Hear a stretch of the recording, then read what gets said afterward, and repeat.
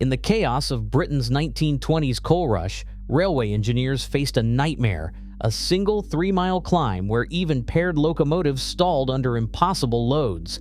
Desperate for a solution, they built a machine so vast and powerful it broke every rule, a so-called monster banker. But what did it cost to conquer Worsborough Bank? And why did this iron giant disappear?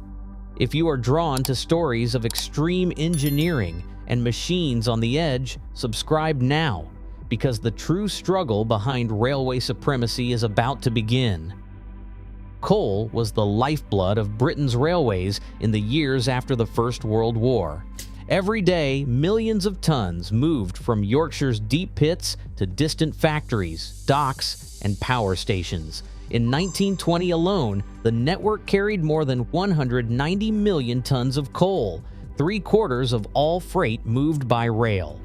This relentless demand pushed the system to its limits. Heavy trains, often stretching to 60 wagons or more, clogged the main lines and wore down the steep gradients cutting through the north. The pressure was constant, with traffic peaking again in 1923 at 183 million tons. The challenge was not just the volume. Britain's geography forced engineers to confront steep inclines where gravity threatened to bring everything to a halt. On those banks, a single locomotive could not manage the load. The answer was banking, attaching extra engines at the rear to push trains over the summit. This practice kept the coal moving, but it came at a cost. Extra crews, wasted coal, and lost time as engines were coupled and uncoupled throughout the day. Operating logs from the period show that on the busiest routes, banking engines worked almost non-stop, sometimes assisting dozens of trains in a single shift. As coal traffic grew, so did the strain on both men and machines. The need for a more efficient solution became impossible to ignore, especially on the most punishing climbs. Nowhere was this pressure felt more than on a notorious incline in South Yorkshire, where the limits of technology and endurance would soon be put to the test. Pressure. Worsborough Bank cut through South Yorkshire like a scar, a 3-mile stretch where the rails pitched upward at a punishing one in 40 gradient. Decades of mining had twisted the ground, making the climb even steeper in places, and earning the route a reputation as Britain's most unforgiving mainline incline. Coal trains, sometimes 60 wagons long and weighing hundreds of tons, crawled up the bank at walking pace. Even with pairs of Class 04 locomotives with a 280-wheel arrangement pushing from the rear, progress was slow and uncertain. Operating logs from the early 1920s show that on a typical day, pairs of 04 locomotives burned through tons of coal and water just to move a single train up the hill.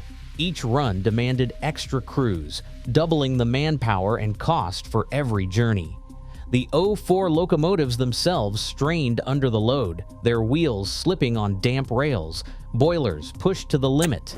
Delays stacked up as trains stalled or lost momentum, clogging the line and backing up traffic for miles. Crew rosters reveal long hours spent shuttling back and forth, engines detached and run light downhill, only to repeat the ordeal again. The inefficiency was staggering. 2 engines, 2 crews, and twice the fuel for every loaded train. For railway managers, the numbers told a simple story. The system was buckling under its own weight. The old methods could not keep pace with the rising tide of coal, and on Worsborough Bank, the limits of steam power and human endurance were being tested to breaking point. On the Lickey Incline, railway engineers had already faced a challenge that seemed impossible, a 2.5-mile climb rising at a relentless gradient of 1 in 37.7. The Midland Railway's answer was Big Bertha, a massive 010 locomotive built in 1919 to push heavy trains up the bank. Its success drew attention from across the industry, and the Great Central Railway took notice. As the coal traffic crisis deepened in Yorkshire, the search for a single, more powerful banker grew urgent. Boardroom minutes from the early 1920s reveal a clear fascination with the Lickey solution, but the question remained: how to deliver even greater force without overwhelming the rails or breaking the bank.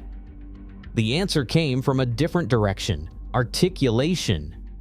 Instead of building a rigid giant, designers proposed a Garratt locomotive, a machine with its boiler and cab suspended between two independent engine units, each with its own set of driving wheels and cylinders.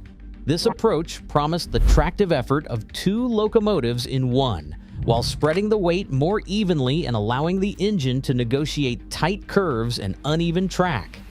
The Garratt principle, already proven on colonial railways, seemed radical for Britain's main lines, but offered a way to turn theory into practice. The Great Central Railway's initial plans for a Garratt banker stalled in the aftermath of war as money and materials ran short. Only after the 1923 grouping, when the line became part of the new London and Northeastern Railway, did the concept gain real momentum. LNER leadership, under the watchful eye of Chief Mechanical Engineer Nigel Gresley, authorized the construction of a single enormous Garratt in 1925. The decision was both bold and pragmatic, a calculated risk that aimed to solve Worsborough's banking problem with a single stroke. The path was set for a machine that would test the limits of British steam engineering. Frames for the new locomotive were laid out at Gorton Works in June 1925. Within just 3 weeks, the workshops delivered a finished engine, an achievement that stunned even seasoned railwaymen. The final bill was £14,895, a staggering sum for a single machine, but less than the cost of 2 standard bankers. Every inch of the U1 spoke to its purpose: 87 feet long, weighing nearly 180 tons, with its boiler suspended between 2 sets of 8 driving wheels. Each end carried 3 cylinders, giving the locomotive the muscle of 2 04s combined, but in a single articulated body. The tractive effort was measured at 72,940 pounds, more than any other steam engine in Britain at the time. The U1 arrival at Mexborough in August 1925 drew crowds from across the region. Mechanics pored over the specification sheets, tracing the lines of the articulated frame and the maze of pipes that fed its 6 cylinders. The scale was almost beyond comprehension. Where most engines looked imposing beside a man, the U1 seemed to dwarf not just people, but the very buildings around it. Workshop ledgers recorded the locomotive's acceptance into stock and its immediate assignment to Worsborough Bank. On its debut run, the U1 took its place behind a loaded coal train at the foot of the bank. Instead of 2 bankers, only the new Garratt was coupled at the rear. The train started slowly, wheels gripping the rails as the engine's full weight pressed into the gradient. Smoke and steam billowed as the U1 pushed 60 wagons up the incline, maintaining a steady crawl where others had faltered. For the first time, a single machine had proved it could do the work of 2. The promise of raw power, delivered at speed, was no longer just a theory. It was roaring up Worsborough Bank in black and white. Inside the tunnels above Worsborough, the U1's crew faced a world stripped of air and light. 3 locomotives ahead filled the passage with a poisonous concoction of soot and smoke, choking every breath and blinding every step. The cab was larger than most, but the space closed in quickly as heat and ash pressed down from all sides. Gas masks were issued for a short time, drawing air from pipes slung beneath the frames.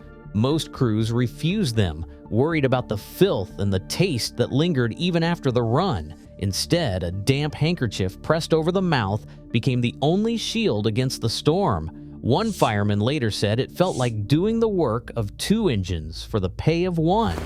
Every trip through those tunnels left shirts soaked, lungs burning, and nerves frayed, with only a few minutes relief before the next climb began. Mechanical problems forced a reckoning. After just 2 years in service, the U1's firebox cracked, sidelining the locomotive for 9 months in 1930, while Gorton Works fitted a replacement.